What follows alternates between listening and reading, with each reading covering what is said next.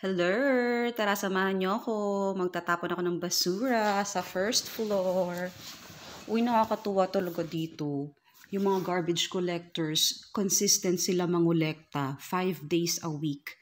So, yung mga trash bins dito lang, yan nakalagay. Dun lang nakalagay sa tabi ng door sa 5 days na yon. Pero pag Wednesday tsaka Sunday, tinatago kasi nga day off nila. Kaya namin hihatid doon. Uy, gusto kong tumambay dito. Sobra talagang gusto ko talagang tumambay doon. Kaya lang baka ma-weirdohan sa akin si Kuyang Guard. Kuyang Guard, alam niyo, binigyan namin ng fruits yan si Kuyang Guard nung first day namin dito. Wala lang, friendly gesture. At saka ang bait niya, in fairness, nung first time na may parcel ako, kahit di siya marunong mag-English, talagang nag-effort siya na sabihin na, may parcel ka. In fairness, nagkaintindihan kami. O siya, bye! Yun lang. Mwah!